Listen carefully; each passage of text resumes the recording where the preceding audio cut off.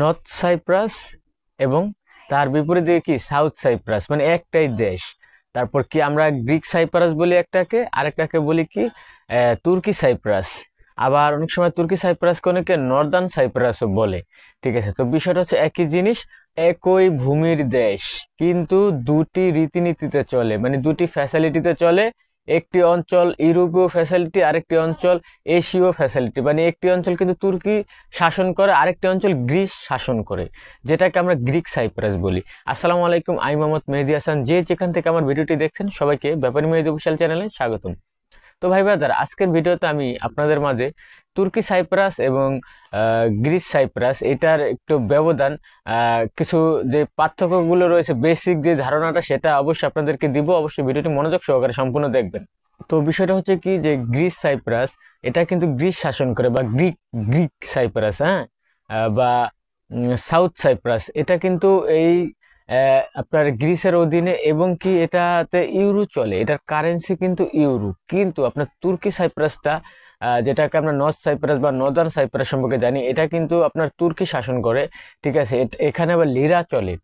ঠিক আছে, দুটো দেশের শাসন ব্যবস্থাই আলাদা। এই দুটো দেশের মাঝখান দিয়ে কিন্তু বর্ডার আছে। আর সবচেয়ে বড় কথা হচ্ছে কি, আমরা অনেকেই জানি যে এই গ্রিক সাইপ্রাস যেতে পারলেই নাকি ইউরোপ চলে যাওয়া যায়। আসলে এটা সম্পূর্ণ একটা ভুল কথা। কারণ চারিদিকে সাগর, ঠিক আছে, পানি আর পানি, আপনি কই যাবেন? এমন বর্ডার আছে অন্য দেশের, সেরকম কোনো বুঝ ব্যবস্থা নাই। ঠিক আছে, আর আরেকটা বিষয় হচ্ছে কি, এটা কিন্তু আগে সম্পূর্ণ সাইপ্রাস গ্রিসের অধীনেই ছিল।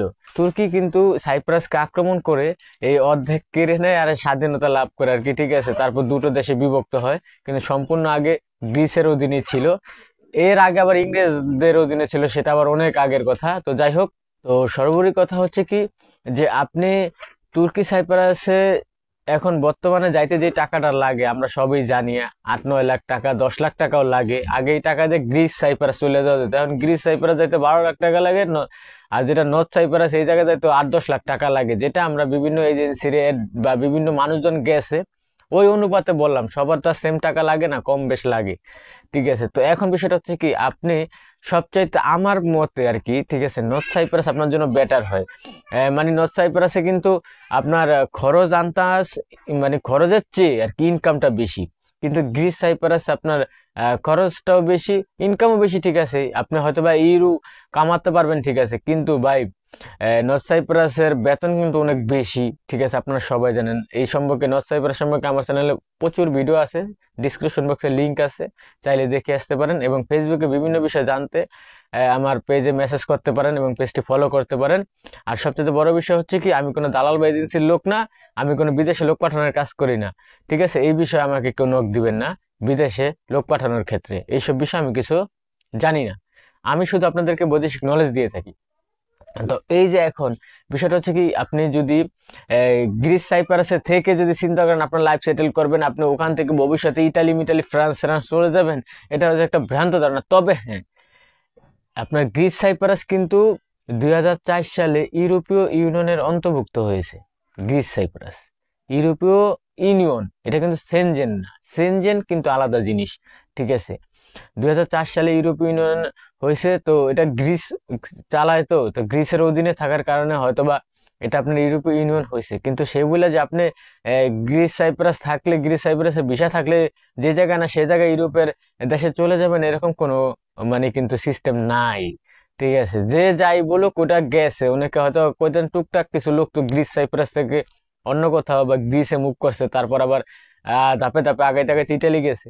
আরে ভাই, ওটা গেম মেরা। ঠিক আছে, ওটা হচ্ছে জীবনে ঝুঁকি আছে, অবৈধ পন্থা। ওই অবৈধ পন্থা থেকে অবশ্যই দূরে থাকবেন, বিরত থাকবেন, তাহলে জীবনে ঝুঁকি আসবে না। ঠিক আছে, নর্থ সাইপ্রাস কিন্তু বাংলাদেশ থেকে স্বীকৃতি দেওয়া হয় নাই। ঠিক আছে, মানে দেশ হিসাবে নর্থ সাইপ্রাসে কিন্তু যেতে হলে বিভিন্ন দেশ ঘুরে যেতে হয়, বিভিন্ন জরিজাপটা, বিভিন্ন জায়জামেলা আপনারা সবাই জানেন। তবে আমাদের বাংলাদেশে অনেক আছে নর্থ সাইপ্রাসে। ঠিক আছে, তারা ভালোই টাকা পয়সা ইনকাম করতেছে, আবার কারো কাম নাই, তবে খুব কম সংখ্যক লোকের কাজ নেই। তবে এই সংকটটা হওয়ার কারণ হচ্ছে কি, প্রচুর লোকজন নর্থ সাইপ্রাসে ঢুকেছে।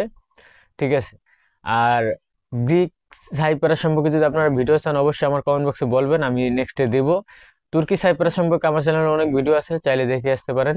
তো দর্শক, আজকের মতো এই পর্যন্তই। সবাই ভালো থাকেন, সুস্থ থাকেন, আল্লাহ হাফেজ।